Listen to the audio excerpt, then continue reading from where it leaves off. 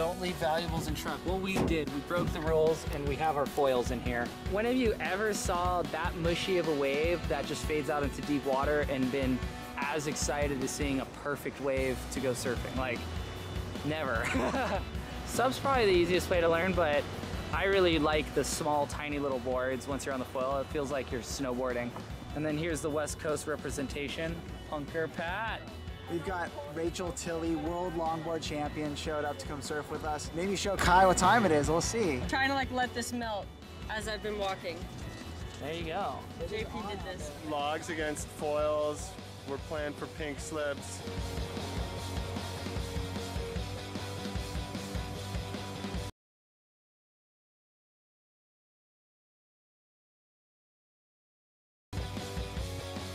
This is the go-to 3/8. You want to know the best feature of this? When you're hungry, you can come in and it becomes a table. Pull up a chair. I've been at it 6 months and it's like a bowling ball with Vaseline on it, basically. But not to him, man. He was ripping, like, it was insane. Motivated me. I got a lot to shoot for.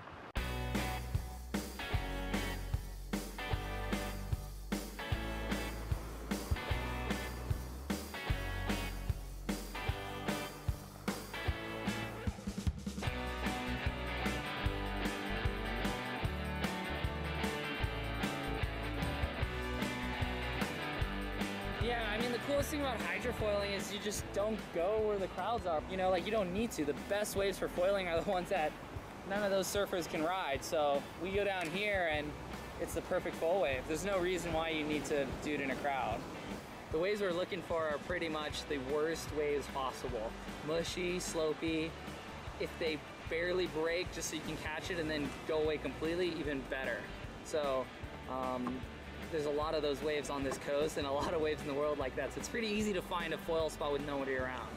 The best is when it's sheet glass and you're on a wave and you can foil, but the best part about foiling is even when it's windy, you rise above it, and so it's kind of irrelevant. If anything, you can do downwinders and just, you know, harness the wind and open ocean swell it creates.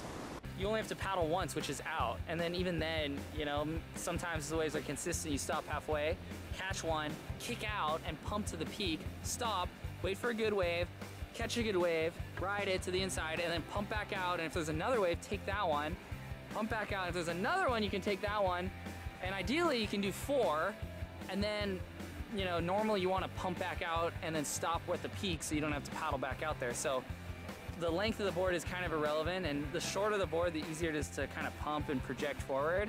If I see a really good wave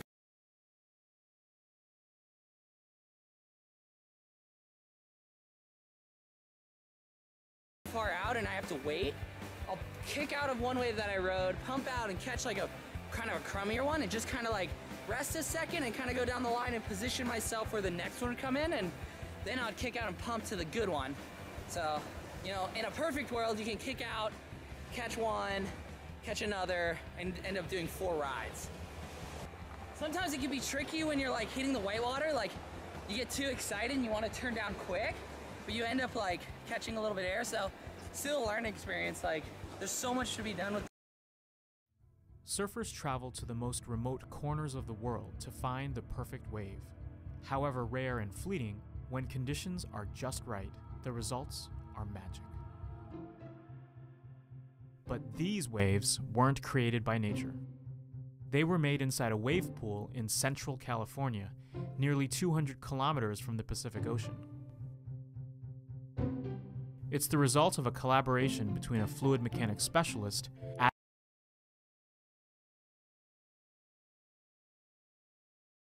Adam Fincham, and 11-time world champion surfer Kelly Slater. Wave pools for surfing date back more than 50 years, but even the best have paled in comparison to ocean waves. Under lab conditions, a wave a few centimeters tall can be predictably modeled using linear equations. But scaling up, Fincham and his coworkers had many other factors to contend with, from turbulence to oscillations of the entire water body, which is called seiching. Scientists fine-tuned wave shapes with Slater's input, lab-built models, and supercomputers, often running week-long simulations. They applied their findings to an artificial lake originally made for water skiing that stretches 700 meters long and 150 meters wide. A slab of carefully shaped metal called a hydrofoil is attached to a contraption that's the size of a few train cars, and with the help of more than 150 truck tires, runs down a track. A cable pulls the hydrofoil at up to 30 kilometers per hour for the length of the pool, sculpting a wave that can stand more than 2 meters tall. The wave shape changes as it passes over contoured reefs along the bottom of the pool. Giant gutters serve as dampers to reduce sashing and limit bounce back from the pool walls. Recently, some of the top professional surfers in the world were invited to the surf ranch to compete. Rides can last for 50 seconds, and the wave alternates between faces to carve on and barreling sections.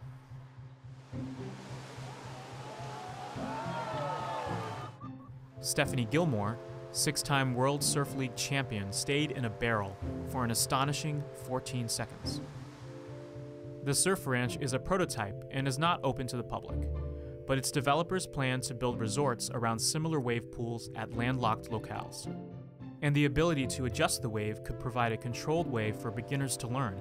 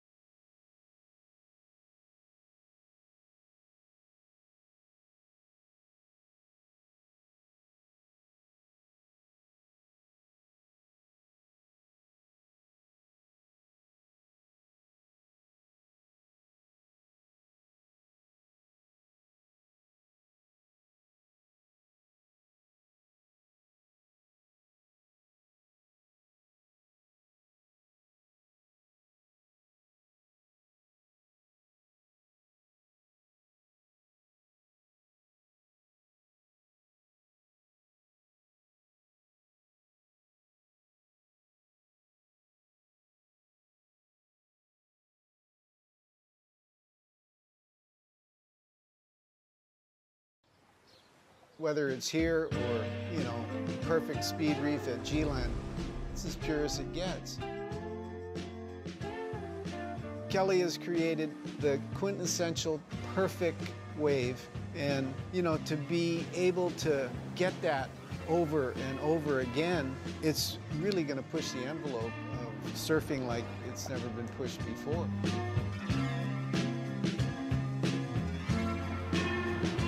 As a tip of the hat from myself and from our team, I really wanted Jerry to ride the first left and just say thanks for your commitments and what you've given to surfing over the years.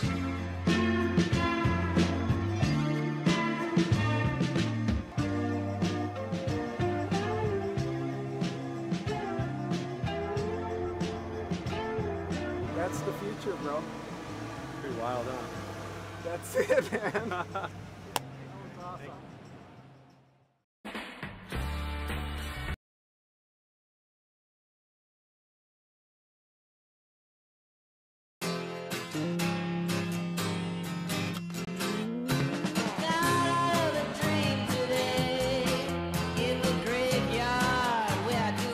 I think it's really neat to be able to share the surfing experience with way more people in the future. And I see it as if people are getting stoked, and it's a good thing.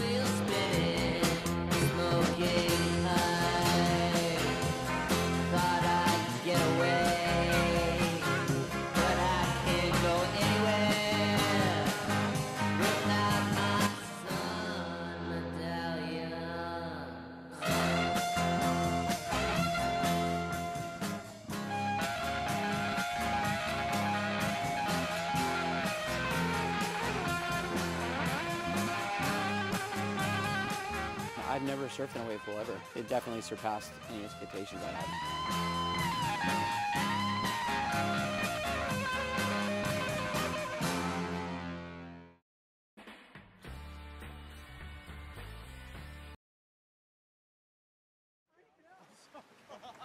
I am super nervous and baffled right now. The wave is insane. Looks like Indonesia on steroids, and we're gonna have a good time.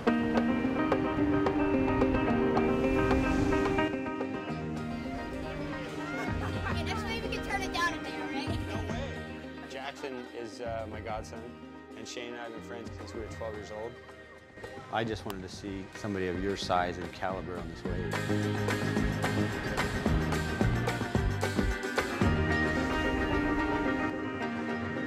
When me and your dad were your age, there was no thought that there would be a wave like this.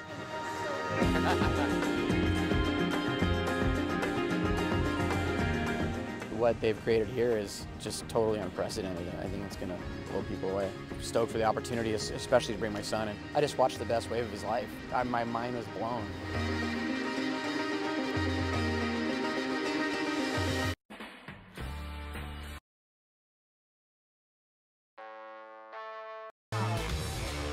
One of the fastest surfers in the world.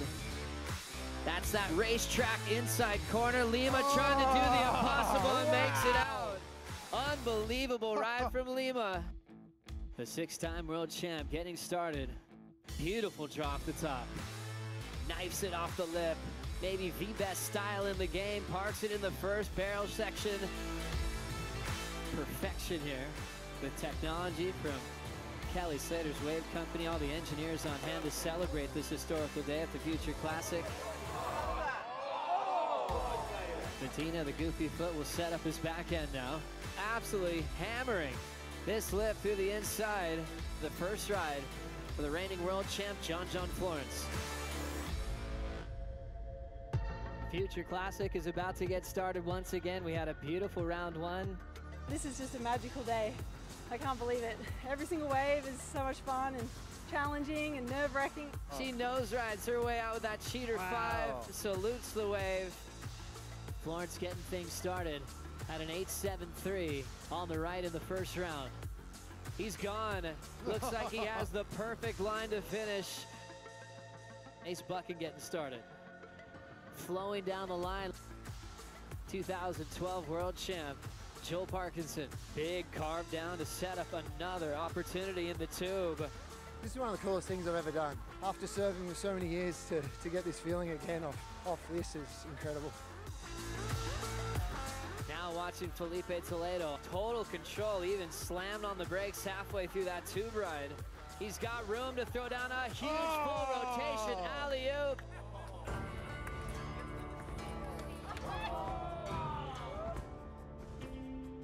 Carissa Moore, three-time world champ, drills it off the lip, flying through her points, a beautiful carve.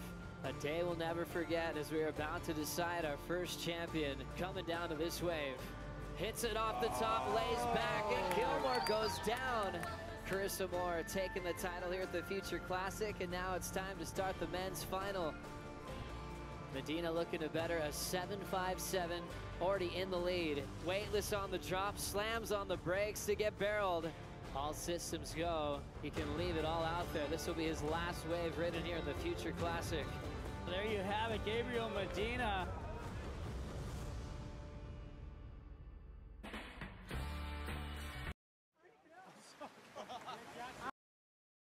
The worst case scenario at Jaws is definitely death. It doesn't matter how much training you do, doesn't matter how prepared you are, how much safety equipment you have.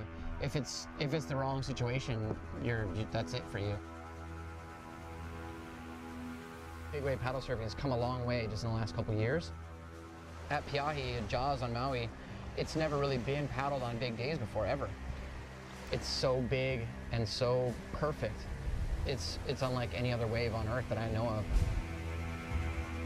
I'd actually been out there for a few hours at that point, and so I had just kind of like that creepy feeling. It was kind of overcast, and the sun was going down, and I was just like, you know what, I'm just gonna try and find a small one in, and as soon as that thought kind of entered my head, a giant set came, and it was about a minute out, and I could see it just kind of stacking on the horizon.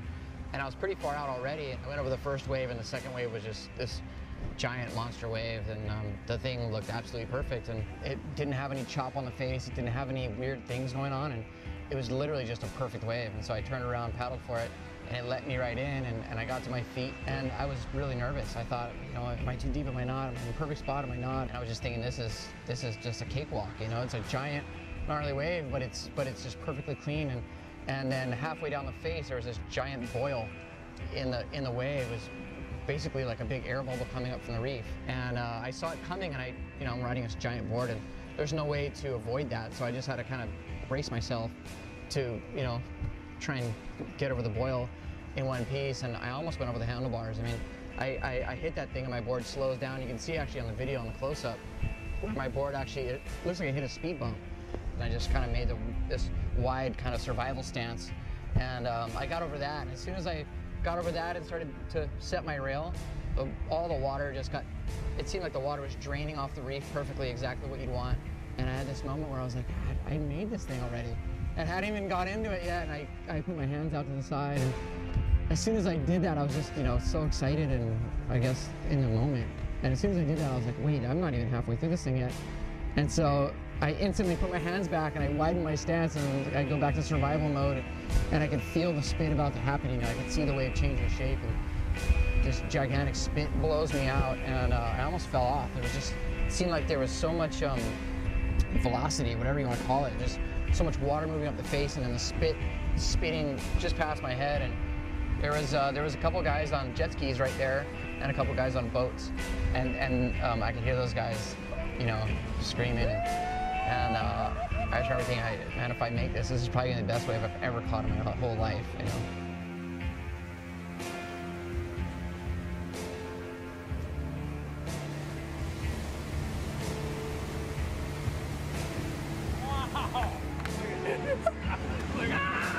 Oh my gosh, Shane Dory just got the biggest barrel ever paddling, hands down.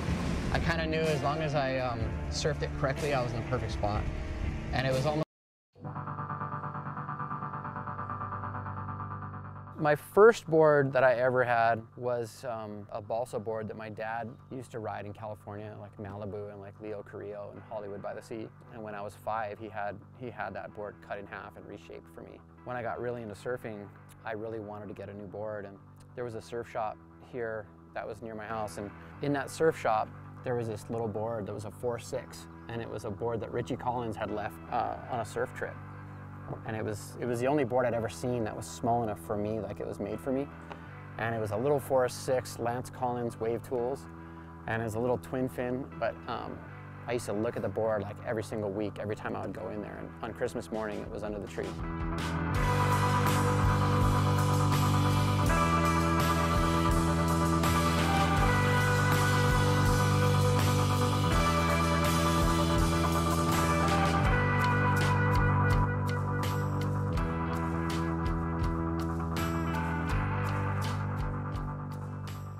This is one of the boards that Kelly's been riding. I was in Fiji with Kelly last year and he had one of these little boards and he asked me to ride it. And I was like, that thing looks like such a hunk of crap. And I rode it and it went so good. It's such a fun little board. It's super lively, works really great in really tiny waves and works really good. Actually, I rode this board in like 6 to 8 foot waves in Bali as well. It's super small. I think this one's like a 5.6, but it has like a really unusual rail line, which kind of like allows you to ride a real, like a shorter board, but it doesn't feel short. It has a nice rail line where you can like really draw out your turns and surf with a ton of power on this board and it won't slide out. It's pretty awesome. This is a tow board I dug out of my boardroom. I really didn't think that I had any tow boards left. This is a little 5.4, 16.5, 1 3/4 thick. So the thing is like just knifey and super thin. It's kind of, I don't know if you can see it, but this board was actually made for Chopo, like really big towing days at Chopo. And that was the last time I rode this board was there. And it would have been about, I think about 8 years ago now. It's so weird seeing these things. There was a time when every really big swell at Chopo, I would fly there to go get whipped into giant barrels. And it's really, really fun actually, but it just became a zoo. It got so crowded.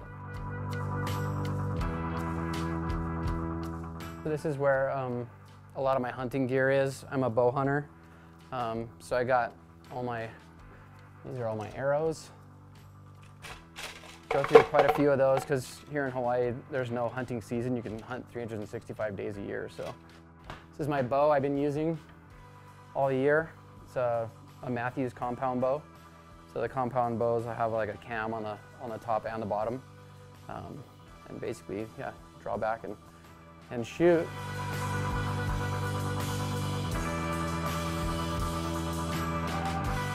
This is it's actually pretty crazy. I got an elk, like a 900-pound elk a couple months ago in Utah. And got about 375 pounds of meat off this guy. But I brought the antlers home. My wife likes the antlers. Yeah, we're gonna be eating that elk for probably at least a year and sharing it with all my friends and stuff. And yeah, my family eats a lot of wild game. My wife's really good at cooking it, and yeah, it's fun.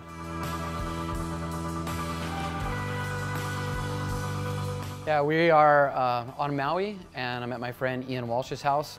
These are all my Jaws boards. We're really close to Jaws, just down the street. So I leave my boards here, stash them all. This is my shortest board I've ever ridden at Jaws. This is a 9.6. It has no stringer. It's a varial foam board. And this board is a new one. I just got it last year. I rode it at the end of the winter. This board felt insane. It up until I got this board, all I ever rode were 10.6s at Jaws. So to ride a 9.6 just mentally is like, for me, it was pretty hard to wrap my head around. You know, when you're out at Jaws, you feel like you're in the middle of the ocean. So anything on the small side of what you're used to just feels like a little toothpick. Cool thing about this board is it really allows me to ride Jaws in a different way than I'm used to. Instead of sitting out the back and kind of coasting into big waves, I'm kind of whipping it under the hood, and you have to take off a little bit later, a little bit steeper, and it allows me to draw a different line. I can bottom turn faster, take a more critical drop, make quicker adjustments in the barrel. I rode this board on the wave that I ended up winning the Big Wave Awards Ride of the Year, which was one of the best waves I've ever caught in my life. One interesting thing is the leashes here. The leashes that I use are all Dakine. It's called a Piahi leash. And you can see the girth. This is just a normal size leash. It's pretty skinny. This is actually, it's not even like the skinniest one, but you can see the difference in the circumference. The Jaws leash has crazy girth. It's like a big hose. These leashes are pretty badass. I've actually never had one of these new ones break. They have this quick release here that you can, if you get in a really gnarly situation, you can just grab this and pull it and this leash will just come off. This part will stay on your ankle, but as a safety, it's a safety device. If you're in a situation where you get pushed up against the rocks and you want to get away from your board, or if you're getting caught inside by a wave that you want to be able to swim through and not have your board kind of pull you out the back, you just grab this thing, it's a little quick release and pop it and you're good to go. Your board's gone. Here we are in Wailua, Hawaii, on the north shore of Oahu, and we're at John Carper's shaping room and shaping facility. This is obviously John Carper. He's been shaping my boards since I was 19, so 25 years.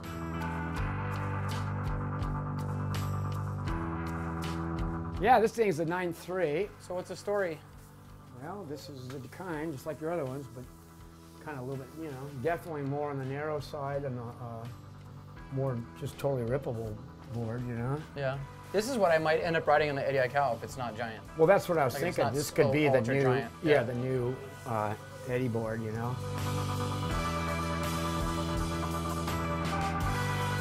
I like this right here. You can see that John does like sort of like a beak on the nose of my, especially like my bigger boards. I like to have like a little bit more foam up front to like plow through the chop and create momentum when I'm paddling. It's called a reverse foil, and when the water comes over it, whenever it goes in the water, because we can't go over everything. You got 4-foot chop. It's like a wave, and you can't go, you start going bloonga, bloonga, bloonga. This will go through, and every time it goes through, it actually pulls the nose downwards rather than upwards. Even like on the small boards, when you dip them with it, you can actually feel the board just really following its way up. It's kind of a cool thing.